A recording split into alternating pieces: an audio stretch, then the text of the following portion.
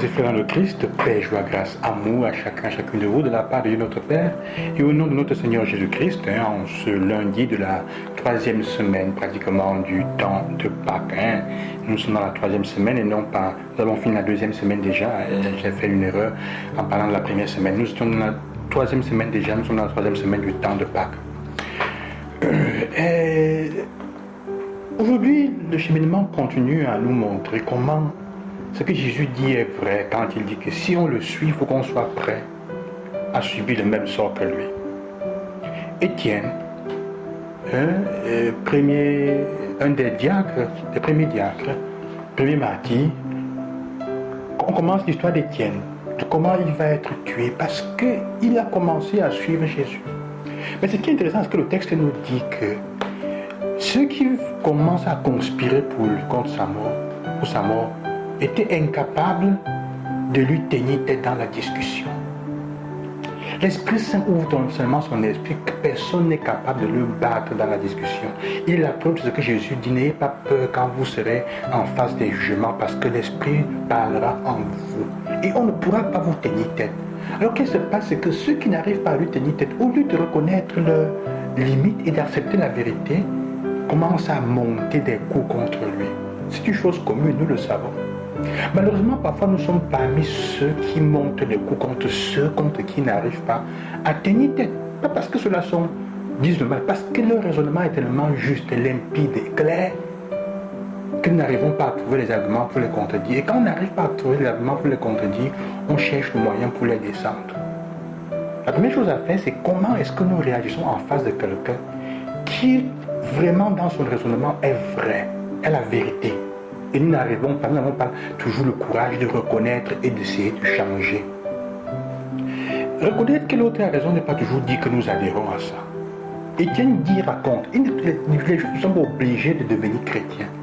Mais il pense qu'Étienne est une menace parce que ce qu'il dit semble être contradictoire avec leur annonce, leur foi. Parfois quand les gens disent des choses qui semblent contradictoires avec ce sur quoi nous avons fondé notre vie, nous commençons à monter les coups pour les descendre.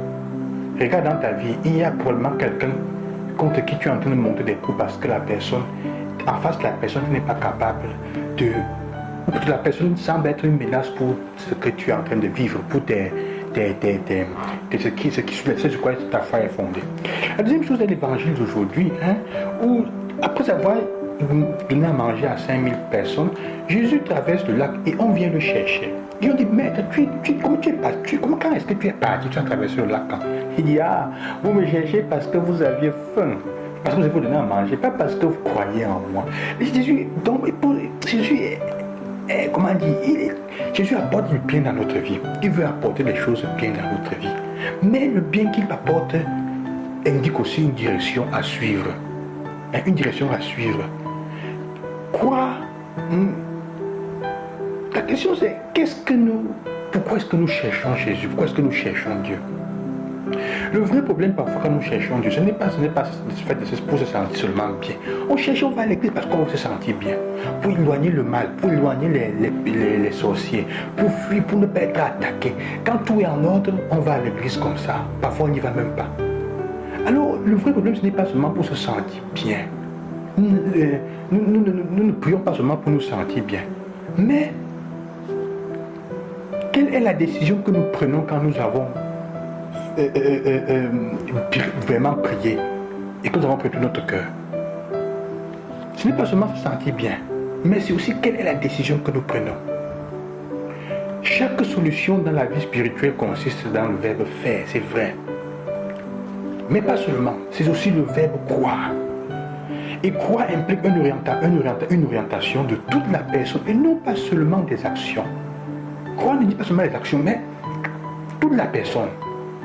L'évangile d'aujourd'hui nous invite à faire la paix entre ce qui se passe dans notre cœur et les décisions concrètes que nous prenons.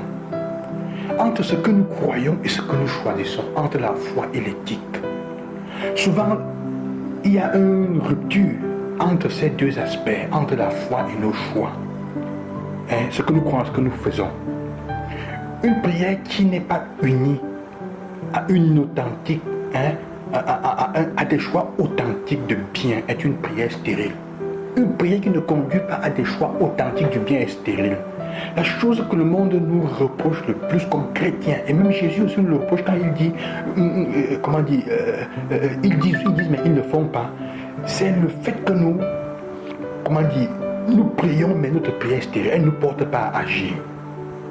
Nous devons toujours savoir passer du dire au faire, ou mieux encore, croire au témoignage, du fait de croire au témoigner, un témoignage concret.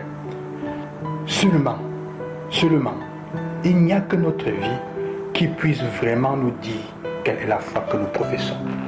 Seulement la qualité de notre vie peut nous dire quelle est la foi que nous professons.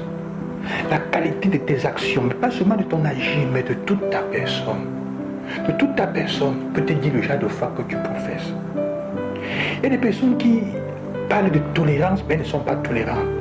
Des prêtres dans l'église qui vous parlent de la tolérance, mais ils ne sont pas tolérants. Ils vous parlent de la tolérance avec violence, contradictoire. Quelqu'un est tolérant, mais il ne sait pas manifester la miséricorde de Dieu dans la confession, dans le sacrement de la miséricorde. Méfiez-vous de ces gens-là. Et réfléchissez, voyons nous-mêmes. Comment est-ce que ma foi, est-ce que ma prière me porte à changer? Est-ce que je change quand je prie? Ou je prie, je me sens seulement bien, mais à peine sorti, je reprends mes vieilles habitudes. Que le Seigneur vous soutienne dans ce cheminement, qui vous accompagne. Je vous bénis au nom du ressuscité. À demain, loué soit Jésus-Christ.